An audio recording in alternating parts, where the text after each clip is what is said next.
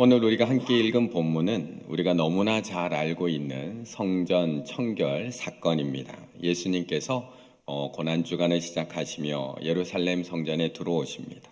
그리고 예루살렘 성전에서 장사를 하는 사람들을 꾸짖습니다. 그리고 그곳에서 장사를 하고 있는 모든 것들을 다 둘러 엎으시는 그런 내용입니다. 너무나 잘 알고 있는 그런 본문. 그런데 이 사건은 예수님의 운명을 결정하는데 너무나 결정적인 사건이 됩니다. 왜냐하면 지금까지 예수님께서는 종교 지도자들과 직접 갈등, 직접 부딪힌 적은 없었습니다. 안식일에 병자를 고치는 문제, 예수님의 제자들이 밀 이삭을 따서 손으로 비벼서 먹는 노동의 문제, 금식 논쟁, 그런 것들로 통해서 다양한 갈등들이 있기는 했지만 이렇게 성전에 직접 들어가셔서 종교 지도자들과 직접 부딪힌 적은 없었기 때문에 그렇습니다. 그런데 이 예수님의 이 마지막 한 주간이 시작되면서 오늘은 성전에서 예수님께서 저 종교 지도자들과 직접 부딪히고 계십니다. 그래서 그런지 사복음서에서는 이 사건을 모두 다 함께 다루고 있습니다. 그 가운데 요한복음 같은 경우는 이 사건을 예수님 공생의 초기 사건으로 다루고 있고요. 나머지 마태, 마가, 누가복음 경우는 이번 한 주간, 고난주간의 첫 사건으로 이 이야기를 다루고 있습니다. 그런데 오늘 이 본문 성전 청결 사건을 제대로 이해하기 위해서는 바로 앞에 나오는 무화과 나무 저주 사건도 함께 살펴봐야지 정확하게 의미를 알 수가 있습니다. 13절의 말씀을 같이 한번 읽어보겠습니다. 13절입니다. 멀리서 잎사귀 있는 한 무화과 나무를 보시고 혹 그 나무에 무엇이 있을까 하여 가셨더니 가서 보신즉 잎사귀 외에 아무것도 없더라. 이는 무화과의 때가 아님이라. 아멘. 오늘 본문의 저자 마가는 이 성 자신이 집필을 할 때 샌드위치 구조를 참 즐겨 사용했던 저자입니다. 내일 또 우리가 살펴보게 될 그 한 여인, 향유옥합을 깨뜨린 그 한 여인의 사건도 예수님을 죽이려고 하는 종교 지도자, 그리고 예수님을 파는 가룟 유다가 위아래 빵으로 구성이 되어 있고 중간에 향유옥합을 깨뜨린 여인이 중간 내용물로 들어가 있는 이 샌드위치 구조처럼 오늘 본문도 마찬가지입니다. 오늘 본문도 또 이 샌드위치 구조를 가지고 있습니다. 오늘 본문도 이 성전 청결 사건 아래 위로 무화과 나무 사건이 아래 위 빵으로 들어가 있는 겁니다. 위에는 무화과, 열매 맺지 못하는 무화과 나무 이야기, 아래에는 그 무화과 나무를 저주하신 이야기, 그리고 중간에 이 성전 청결 사건이 중간에 들어가 있다라는 것입니다. 결국 이 중간 사건을 빛내기 위해서 아래 위로 이러한 것들을 배치해 놓고 있습니다. 함께 읽은 23절에 열매 맺지 못하는 이 무화과 나무 사건도 마찬가지입니다. 사실 이 무화과 나무 사건만 따로 떼어놓고 보면 정말 이상한 사건입니다. 이 사건만 따로 떼어놓고 보면 예수님이 어떻게 사람이 이렇게 속 좁을 수 있지? 어떻게 예수님의 성격이 이렇게 이상할 수 있지? 오해할 수 있는 본문입니다. 그리고 실제로 그렇게 오해한 사람도 있었습니다. 영국의 철학자이며 수학자였던 버트런트 러셀 같은 경우는 나는 왜 기독교인이 아닌가?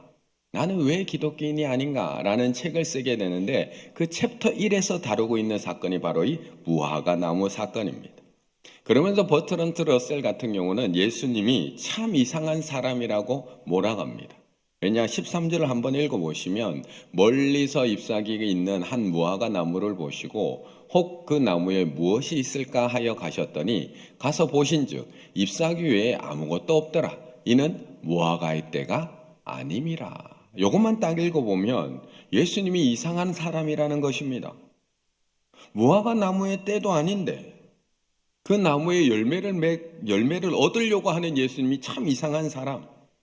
거기다가 또 열매가 없으니까 바로 저주를 해버려서 영원히 열매 맺지 못하게 하시는 그 사건이 이어지는 걸 보면서 예수님 정말 이상한 사람이다.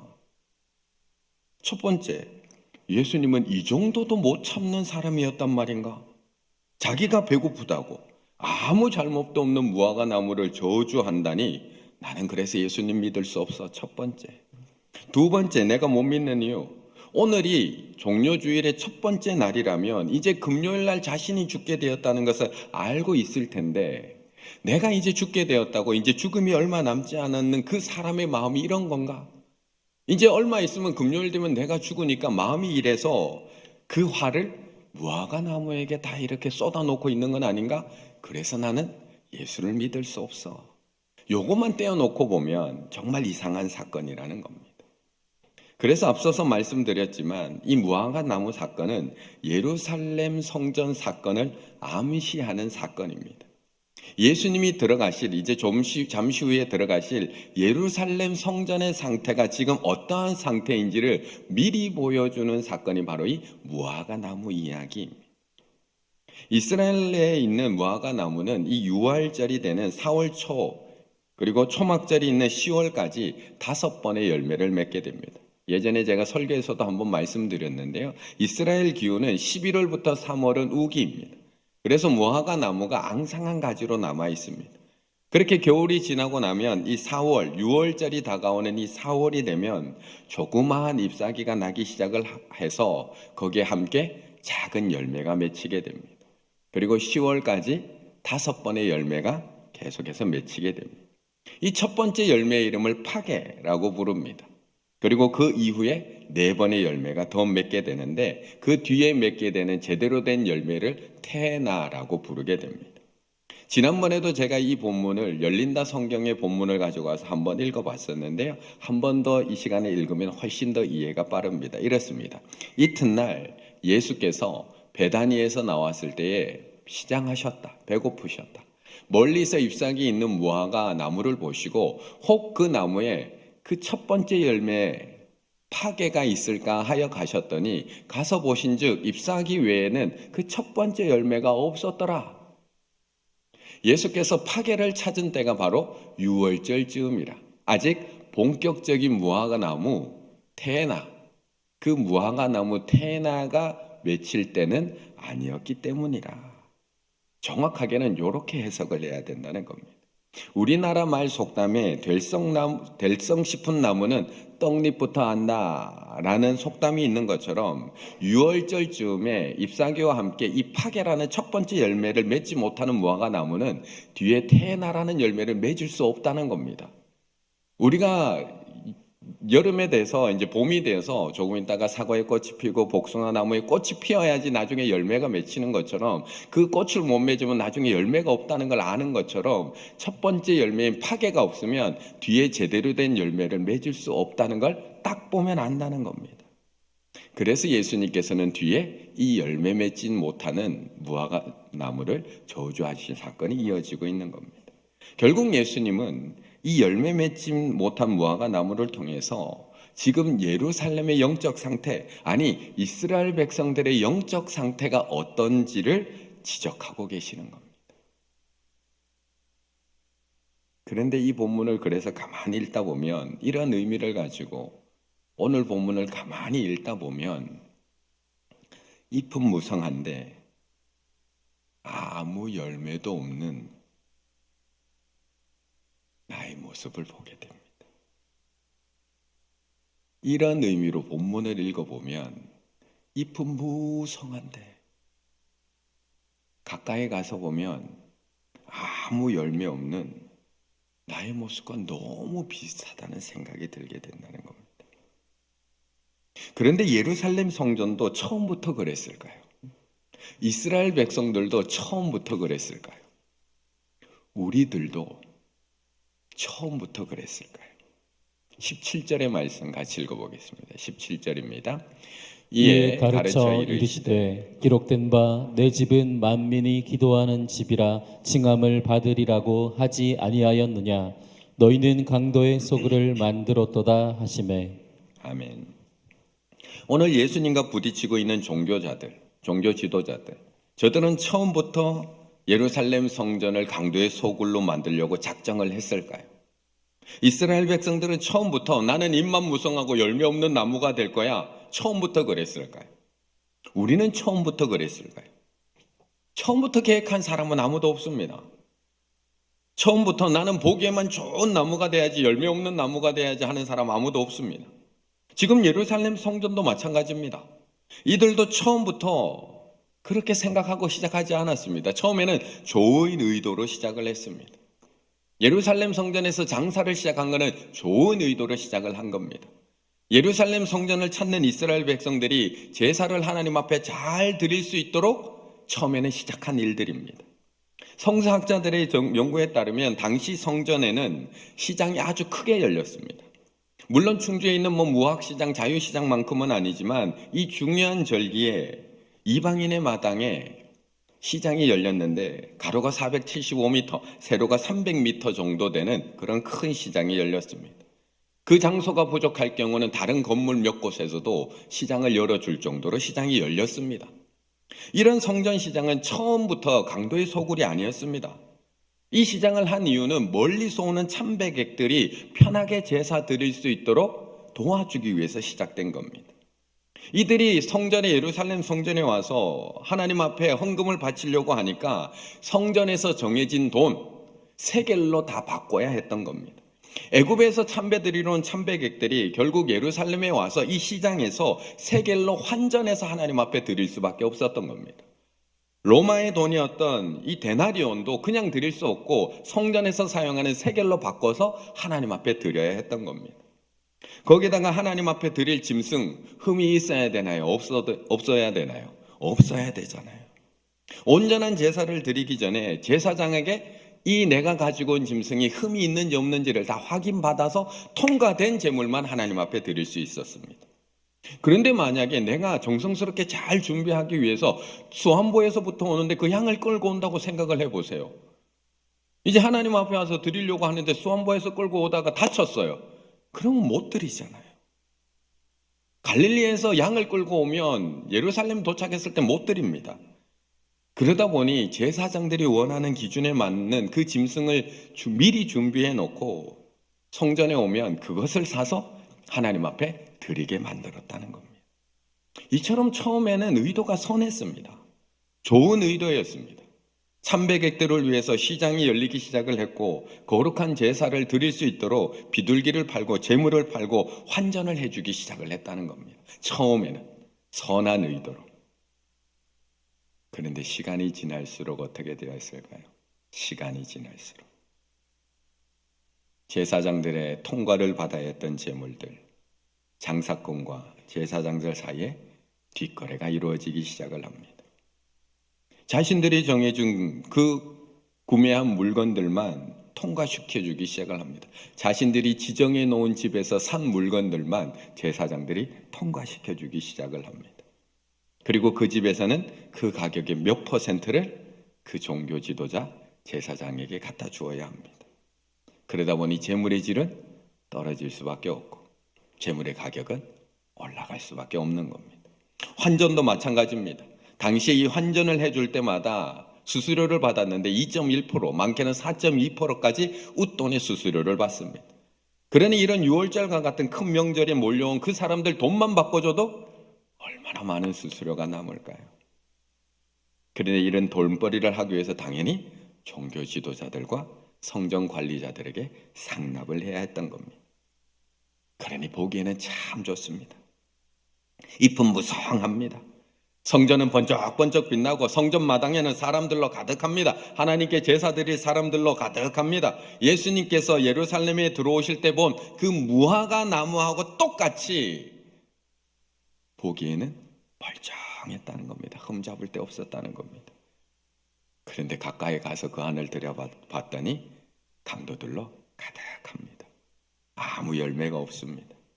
백성들의 눈을 속이는 장사꾼들로 가득하고 자신의 주머니만 채우는 종교 지도자들로 가득하고 어느새 형식적으로 편하게 제사 드리고 싶은 이스라엘 백성들로 가득했던 겁니다. 그러니 예수님이 화가 안 나실 수가 있을까요?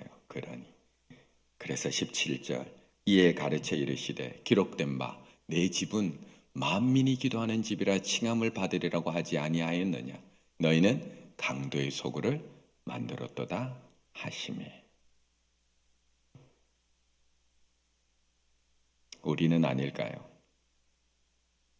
우리는 아닐까? 우리의 모습은 아닐까요? 겉모습은 이렇게 멀쩡한데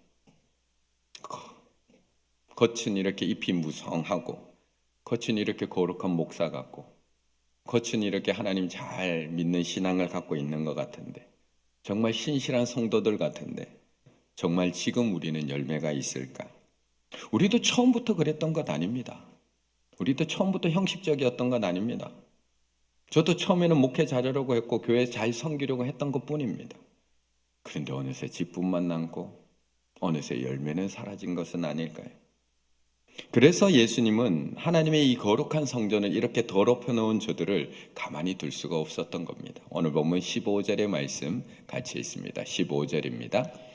그들이 예루살렘에 들어가니라. 예수께서 성전에 들어가사 성전 안에서 매매하는 자들을 내쫓으시며 돈 바꾸는 자들의 상과 비둘기 파는 자들의 의자를 둘러 엎으시며. 아멘. 우리가 잘 아는 것처럼 성전은 하나님과의 영적 교제가 이루어지는 곳입니다. 그런데 종교 지도자들은 이곳을 만민이 기도하는 집이 아니라 강도의 소굴로 만들어버린 겁니다. 그래서 예수님은 하나님께서 만들어주신 이 성전이 어떤 의미인지를 구약의 말씀을 인용을 해서 너희들이 기도하는 집을 강도의 소굴로 만든다라고 지적하고 계신 겁니다. 이사야서 56장 7절에 보면 이렇게 이야기합니다. 이는 내 집은 만민이 기도하는 집이라 일컬음이 될 것임이라. 예수님은 그냥 혼내고 계신 게 아니라 구약에서 이미 말씀하고 있는 그 예언의 말씀을 인용해서 말씀하고 계시는 겁니다. 이 이름으로 일컬음을 받은 이 집이 너희 눈에는 도둑의 소굴로 보이느냐. 예수님은 지금 단순히 그냥 화만 내고 계신 게 아닙니다. 하나님이 성전을 만들어주신 본질에 대해서 다시 말씀하고 계시는 겁니다. 그리고 그것을 뒤집어 엎으시면서 이 거룩한 성전인 하나님의 집에서 너희들이 제거해야 될 것이 무엇인지를 명확하게 보여주고 계시는 겁니다. 명확하게. 백성들은 간단함과 편리함을 추구하여 제사 드릴 짐승을 미리 준비해 오기보다는 돈을 지불하여 사서 드리는 그런 편리함을 선택합니다. 우리는 선택하고 있지 않나요? 우리는. 제사장들도 하나님의 뜻보다 저한테 하시는 말씀입니다. 하나님의 뜻보다 그들의 권위를 사용해서 자기 유리한 대로 성전에서 자기 마음대로 사용을 합니다. 하나님이 정해주신 대로가 아니라 내가 편한 대로. 그 사이에 어떤 사람들은 성전에서 돈을 벌고 어떤 사람들은 권위를 사용해서 사람들의 마음을 얻고 어떤 사람들은 자신의 문제를 해결합니다. 그렇게 성전의 본질이 기도하는 집에서 강도의 소굴로 본질이 바뀌었다는 겁니다. 성전의 주인인 하나님은 성전을 기도하는 집이라고 정하셨는데 사람들은 강도의 소굴로 바꾸었습니다. 제사도 드렸지만 하나님의 뜻이 아니라 사람의 뜻이 우선해 버렸다는 겁니다. 그렇다면 지금 우리는 어떨까요? 지금 우리 교회는 어떨까요? 하나님과 교제하고 하나님과 사귐이 있고 하나님으로만 충만해야 될 우리 교회, 기도하는 집일까요? 아니면 어느새 성도들은 편리함만을 추구하고 있고 목회자들은 자기 마음대로 사역을 하고 있고 어떤 사람들은 자기의 권위를 이용해서 사람들의 마음만 얻고 있고 자신의 문제만 해결받고 돌아가고 있는 그런 강도의 소굴이 되었을까요? 사실 이들도 몰랐습니다. 이 안에 있던 사람들도 몰랐습니다. 예수님이 성전에 들어와서 이렇게 뒤집어 엎기 전에는 아무도 몰랐습니다. 왜요? 이렇게 하는 게 당연한 줄 알았거든요. 다들 이렇게 살고 있었고 지금까지 이렇게 해왔기 때문에 제사장들도 이렇게 하는 게 맞다고 이야기했기 때문에 이렇게 편하게 신앙생활하고 자기 마음대로 사역하고 자기 문제만 해결되면 되는 줄 알았거든요. 그래서 예수님이 이렇게 뒤집고 난 이후에도 대제사장과 서기관은 조금의 회개도 없습니다. 예수님을 죽이려고 할 뿐입니다. 백성들만 조금 두려워하고 있습니다. 그렇다면 하나님의 거룩한 성전인 나는 어떨까요? 아까 우리 이상걸 장로님도 기도해 주셨는데 거룩한 성전인 나는 어떨까? 고난주간을 맞아서 우리는 충일교회도 돌아보고 점검하고 하나님께서 원하지 않는 것들은 가지치기하고 다 깨끗이 비워내야 되지만 하나님의 성전인 나는 어떨까? 고린도전서 3장 16절 17절 너희는 너희가 하나님의 성전인 것과 하나님의 성령이 너희 안에 거하게 계시는 것을 알지 못하느냐? 누구든지 하나님의 성전을 더럽히면 하나님이 그 사람을 멸하시리라. 하나님의 성전은 거룩하니 너희도 그러하니라. 지금 내 안에 정말 계셔야 할 예수님 말고 혹시 내 안에 다른 것들로 가득한 것은 아닐까요? 지금 하나님의 성전인 내 안에 예수님 그리스도를 모신다고 하면서도 물건 팔고 매매하고 환전하는 그런 사람들로 내 안에 가득한 건 아닐까요? 보기에는 정말 좋은데, 보기에는 잎이 참 무성한데, 지금 예수 그리스도로 충만한 내 심령이 강도의 소굴이 되어 있는 것은 아닐까? 지금 예수님이 내 마음의 성전의 문을 딱 열고 들어오신다면 뭐라고 얘기하실까? 보기에는 정말 괜찮은데 어느새 형식적으로 가득 차버린 내 신앙, 보기에는 목회자이고 보기에는 직분자이고 신앙생활도 참 오래 했고 좋아 보이는데 어느새 편리함만을 쫓아 신앙생활하고 있는 나의 믿음, 효율성, 경제성만 따지며 신앙생활하고 있는 나의 모습, 남들이 하는 대로 다 하니까 그렇게 하는 나의 모습. 어떻게 보면 하나님께서는 오늘 이번 고난주간을 시작하며 이 말씀을 우리에게 주신 것은 이번 고난주간 한 주간 동안 하나님 앞에 다 내어놓기를 원하시는 줄로 믿습니다. 하나님 앞에 다 내어놓고 가지치기 하셔야 됩니다. 잘라내셔야 됩니다. 그동안 편리하고자만 했던 나의 모습, 이미 형식적이 버려진 나의 모습, 어쩌면 효율성, 경제성만 따지고 있는 나의 모습, 잎은 무성한데 아무 생명의 열매가 없는 나의 모습, 그리고 다시 하나님만으로, 다시 예수 그리스도만으로, 다시 성령으로 충만해지시는 우리 충일의 가족들 다 되시기를 간절히 바라겠습니다.